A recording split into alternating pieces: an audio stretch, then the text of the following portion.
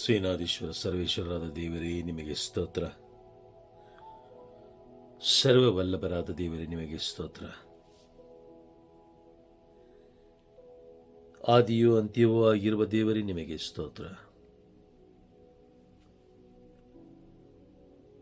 ಸರ್ವಶಕ್ತರಾದ ದೇವರೇ ನಿಮಗೆ ಸ್ತೋತ್ರ.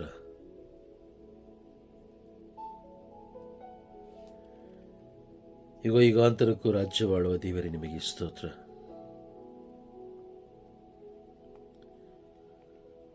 ಪರಾತ್ಪರರಾದ ದೇವರೇ ನಿಮಗೆ ಸ್ತೋತ್ರ. ಯೆಹೋವ ದೇವರೇ ನಿಮಗೆ ಸ್ತೋತ್ರ. ಯೆಹೋವ ಈರೇ ನಿಮಗೆ ಸ್ತೋತ್ರ. ಯೆಹೋವ ಶಾಲೋಮ್ ನಿಮಗೆ ಸ್ತೋತ್ರ. ಯೆಹೋವ ಶಮ್ಮ ನಿಮಗೆ ಸ್ತೋತ್ರ. ಯೆಹೋವ ನಿಸ್ಸಿ ನಿಮಗೆ ಸ್ತೋತ್ರ. ಯೆಹೋವ ರೂವಾ ನಿಮಗೆ ಸ್ತೋತ್ರ. ಯೆಹೋವ ರಾಫಾ ನಿಮಗೆ ಸ್ತೋತ್ರ.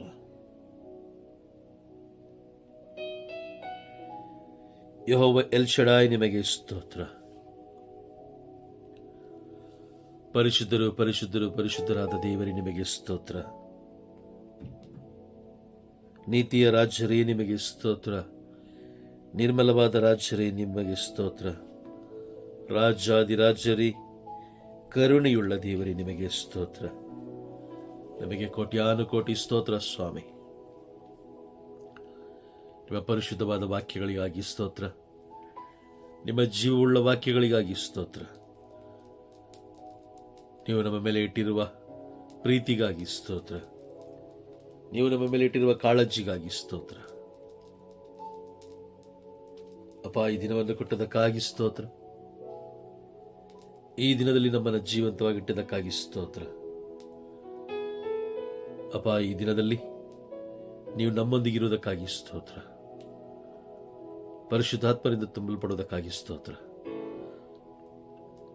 ನಿಮ್ಮ ಜೀವವುಳ್ಳ ವಾಕ್ಯಗಳ ಮುಖಾಂತರ ನಾವು ಜೀವನ ಸಾಗಿಸುವಂತೆ ನಮ್ಮನ್ನು ಆಶೀರ್ವದಿಸಿ ನಮ್ಮನ್ನು ಬಲಪಡಿಸುವುದಕ್ಕಾಗಿ ಸ್ತೋತ್ರ. ನಿಮ್ಮ ವಾಗ್ದಾನಗಳಿಗಾಗಿ ಸ್ತೋತ್ರ. ನೀವು ನಮಗೆ ನೀಡಿದ ವಾಗ್ದಾನಗಳಿಗಾಗಿ ಸ್ತೋತ್ರ. ಮತ್ತಾಯನ ಬರೆದ ಶುಭ ಸಂದೇಶ 11ನೇ ಅಧ್ಯಾಯ 28ನೇ ವಾಕ್ಯದಲ್ಲಿ,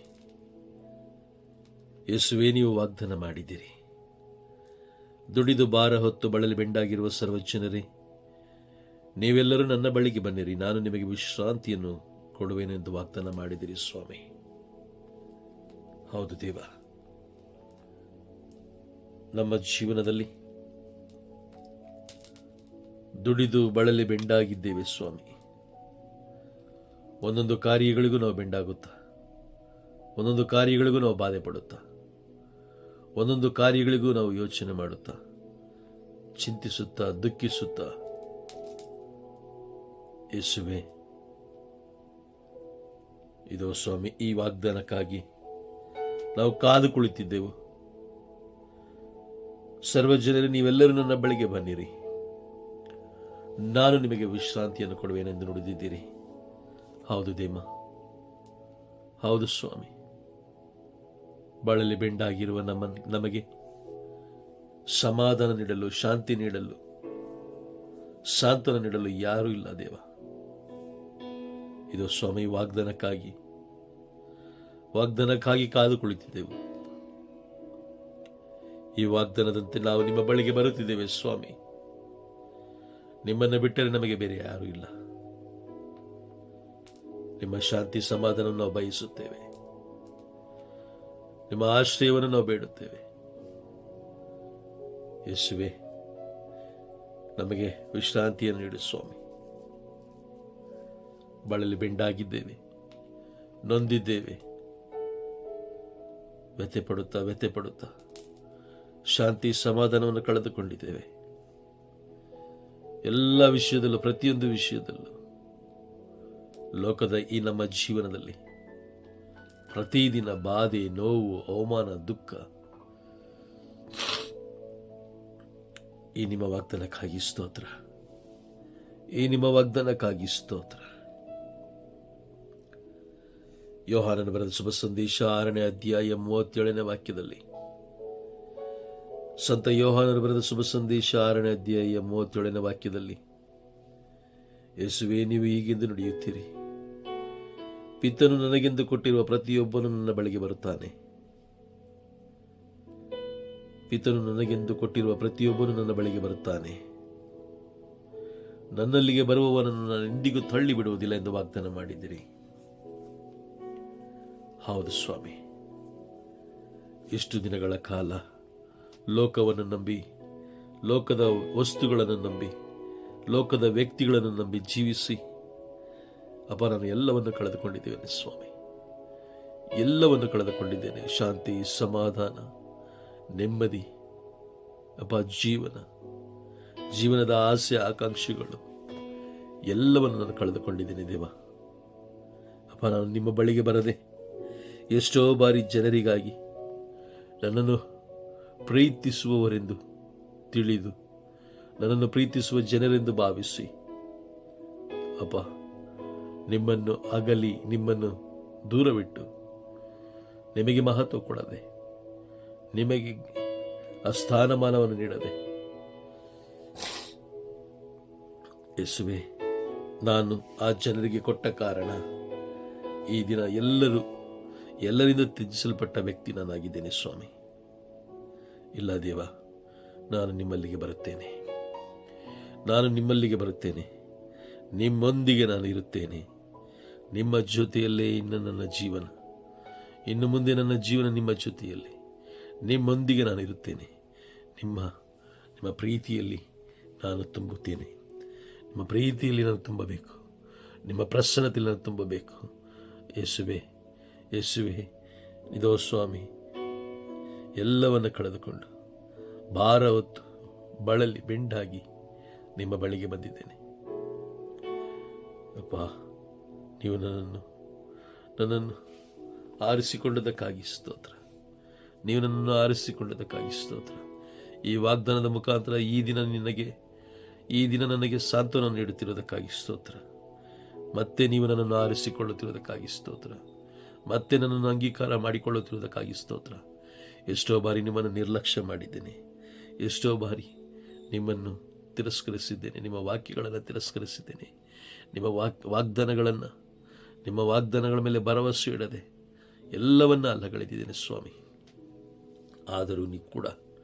ಆದರೂ ಕೂಡ ಇಷ್ಟೆಲ್ಲ ಮಾಡಿದರೂ ಕೂಡ ನನ್ನ ಬಳಿಗೆ ಬಾ, ನಾನು ನಿನಗೆ ವಿಶ್ರಾಂತಿಯನ್ನು ಕೊಡುತ್ತೇನೆ ಎಂದು ವಾಗ್ದಾನ ಮಾಡುತ್ತಿದ್ದೀರಿ.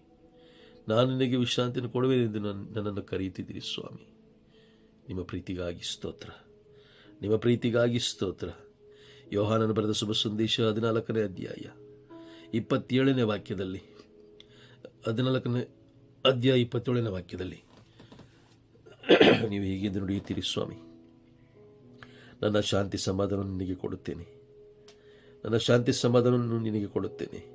ಈ ಲೋಕವು ಕೊಡುವ ರೀತಿಯಲ್ಲಿ ನಾನು ಅದನ್ನು ನಿನಗೆ ಕೊಡುವುದಿಲ್ಲ. ಈ ಲೋಕವು ಕೊಡುವ ರೀತಿಯಲ್ಲಿ ನಾನು ನಿನಗೆ ಅದನ್ನು ಕೊಡುವುದಿಲ್ಲ ಎಂದು ವಾಗ್ದಾನ ಮಾಡುತ್ತೀರಿ. ಅಪ್ಪ, ನಿಮ್ಮ ಶಾಂತಿ ನನಗೆ ಸಾಕು ದೇವ. ಈ ಲೋಕದ ಶಾಂತಿ ನನಗೆ ಬೇಕಿಲ್ಲ. ಈ ಲೋಕದ ವಸ್ತುಗಳ ಶಾಂತಿ ನನಗೆ ಬೇಕಿಲ್ಲ. ಈ ಲೋಕದ ವ್ಯಕ್ತಿಗಳ ಶಾಂತಿ ಸಮಾಧಾನ ನನಗೆ ಬೇಕಿಲ್ಲ ಸ್ವಾಮಿ. ಅಪ್ಪ, ನಿಮ್ಮ ಶಾಂತಿ ನನಗೆ ನೀಡಿರಿ. ನಿಮ್ಮ ಶಾಂತಿಗಾಗಿ ನಾನು ಹಂಬಲಿಸುತ್ತಿದ್ದೇನೆ. ನಿಮ್ಮ ಶಾಂತಿಗಾಗಿ ನಾನು ಬಯಸುತ್ತೇನೆ. ನಿಮ್ಮ ಶಾಂತಿಯನ್ನು ನಾನು ಬಯಸುತ್ತೇನೆ ಸ್ವಾಮಿ. ನಿಮ್ಮ ಶಾಂತಿ ಸಮಾಧಾನ ನನಗೆ ನೀಡಿರಿ. ನನಗೆ ನೀಡುವುದಕ್ಕಾಗಿ ಸ್ತೋತ್ರ. ಯೇಸುವೆ, ಯೋಹಾನನು ಬರೆದ ಶುಭ ಸಂದೇಶ 14ನೇ ಅಧ್ಯಾಯ ವಾಕ್ಯ 6ರಲ್ಲಿ ನುಡಿಯುವ ಹಾಗೆ, ಮಾರ್ಗವು ಸತ್ಯವೂ ಜೀವವು ನೀವೇ ಆಗಿದ್ದೀರಿ. ಮಾರ್ಗವು ಸತ್ಯವೂ ಜೀವವು ನೀವೇ ಆಗಿದ್ದೀರಿ ಸ್ವಾಮಿ. ನನ್ನ ಬಾಳಿಗೆ ಮಾರ್ಗವು, ನನ್ನ ಬಾಳಿಗೆ ಜೀವವು ನೀವೇ ಆಗಿದ್ದೀರಿ. ಯೇಸುವೆ, ನಿಮ್ಮ ಪ್ರೀತಿಯನ್ನು ನಾನು ಸಂಪೂರ್ಣವಾಗಿ ಸವಿಯುವಂತೆ ಮಾಡು ದೇವ. ಈ ಲೋಕದ ಪ್ರೀತಿಗಿಂತಲೂ, ಲೋಕದ ವಸ್ತುಗಳ ಪ್ರೀತಿಗಿಂತಲೂ, ಲೋಕದ ವ್ಯಕ್ತಿಗಳ ಪ್ರೀತಿಗಿಂತಲೂ ಅತಿ ಶ್ರೇಷ್ಠವಾದ ಪ್ರೀತಿ, ಅತಿ ಉನ್ನತವಾದ ಪ್ರೀತಿ ಅಪ್ಪ, ಶಾಶ್ವತವಾದ ಪ್ರೀತಿಯನ್ನು ನಾನು ಬಯಸುತ್ತಿದ್ದೇನೆ ಸ್ವಾಮಿ. ಹಂಬಲಿಸುತ್ತಿದ್ದೇನೆ ದೇವ. ಇನ್ನು ಮುಂದೆ ನಾನು ನಿಮ್ಮ ಪ್ರೀತಿಯಲ್ಲೇ ಜೀವಿಸುವಂತೆ, ನಿಮ್ಮ ಪ್ರೀತಿಗಾಗಿಯೇ ಜೀವಿಸುವಂತೆ, ನಿಮ್ಮ ಪ್ರೀತಿಯೊಂದಿಗೆ ಜೀವಿಸುವಂತೆ ನನ್ನನ್ನು ಆಶೀರ್ವದಿಸಿರಿ. ನನ್ನನ್ನು ಬಲಪಡಿಸಿರಿ. ದಾರಿ ತಪ್ಪಿ ಹೋಗದ ಹಾಗೆ ನನ್ನನ್ನು ಬಲಪಡಿಸಿರಿ. ಪರಿಶುದ್ಧಾತ್ಮರಿಂದ ನನ್ನ ತುಂಬಿಸಿರಿ. ಪರಿಶುದ್ಧಾತ್ಮರ ಶಕ್ತಿಯಿಂದ ನನ್ನ ತುಂಬಿಸಿರಿ. ಪರಿಶುದ್ಧಾತ್ಮರ ಜ್ಞಾನದಿಂದ ನನ್ನ ತುಂಬಿಸಿರಿ. ಪರಿಶುದ್ಧಾತ್ಮರ ಬಲದಿಂದ ನನ್ನ ತುಂಬಿಸಿರಿ. ಪರಿಶುದ್ಧಾತ್ಮನನ್ನು ಮುನ್ನಡೆಸುವಂತಾಗಲಿ. ಸಂಪೂರ್ಣವಾಗಿ ನನ್ನನ್ನು ಪರಿಶುದ್ಧಾತ್ಮರಿಗೆ ಒಪ್ಪಿಸಿಕೊಡುತ್ತೇನೆ ಸ್ವಾಮಿ. ಯೇಸುವೆ ಸ್ತೋತ್ರ, ಯೇಸುವೆ ವಂದನೆ, ಯೇಸುವೆ ಆರಾಧನೆ, ಯೇಸುವೆ ಮಹಿಮೆ. ಅಪ್ಪ, ದುಡಿದು ಬಳಲಿ ಬೆಂಡಾಗಿರುವ ನನ್ನ ಜನರೇ, ನನ್ನ ಬೆಳಗ್ಗೆ ಬನ್ನಿ, ನಾನು ನಿಮಗೆ ವಿಶ್ರಾಂತಿ ಕೊಡುತ್ತೇನೆ, ನಾನು ನಿಮಗೆ ಶಾಂತಿ ಸಮಾಧಾನ ಕೊಡುತ್ತೇನೆ, ಅದು ಲೋಕ ಕೊಡುವ ರೀತಿಯಲ್ಲಿ ಅಲ್ಲ ಎಂದು ವಾಗ್ದಾನ ಮಾಡಿದಿರಿ. ಯೇಸುವೆ, ಈ ನಿಮ್ಮ ಪ್ರೀತಿಯ ವಾಗ್ದಾನಕ್ಕಾಗಿ ಸ್ತೋತ್ರ, ಈ ನಿಮ್ಮ ಪ್ರೀತಿಯ ವಾಗ್ದಾನಕ್ಕಾಗಿ ಸ್ತೋತ್ರ. ಈ ವಾಗ್ದಾನವನ್ನು ನಾವು ಸವಿಯುವಂತೆ ಮಾಡು ಸ್ವಾಮಿ. ಈ ವಾಗ್ದಾನವನ್ನು ನಾವು ಸಂಪೂರ್ಣವಾಗಿ ಸವಿಯುವಂತೆ ಮಾಡಿರಿ ಅಪ್ಪ. ಯೋಹಾನನ ಬರೆದ ಶುಭ ಸಂದೇಶ 14ನೇ ಅಧ್ಯಾಯ 14ನೇ ವಾಕ್ಯದಲ್ಲಿ ನೀವು ವಾಗ್ದಾನ ಮಾಡಿದಿರಿ. ಯೇಸುವೆ, ನನ್ನ ಹೆಸರಿನಲ್ಲಿ ನೀವೇನನ್ನು ಕೇಳಿದರೂ ಅದನ್ನು ಮಾಡಿಯೇ ತಿರುವಿನೆಂದು ವಾಗ್ದಾನ ಮಾಡಿದಿರಿ. ಹೌದು ದೇವನ, ನಮಗೆ ವಿಶ್ರಾಂತಿಯನ್ನು, ನಿಮ್ಮ ಶಾಂತಿ ಸಮಾಧಾನವನ್ನು ದಯಪಾಲಿಸಿರಿ.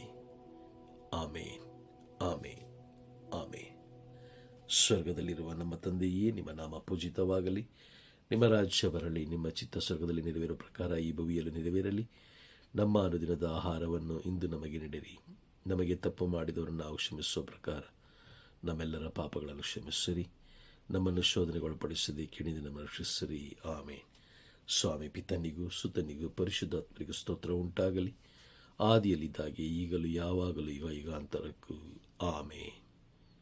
ಪ್ರಭು ಯೇಸು ಕ್ರಿಸ್ತರು ನಿಮ್ಮನ್ನು, ನಿಮ್ಮ ಕುಟುಂಬದಲ್ಲಿರುವ ಪ್ರತಿ ಒಬ್ಬೊಬ್ಬರನ್ನು ಆಶೀರ್ವದಿಸಿ ಕಾಪಾಡಲಿ. ಆಮೇನ್.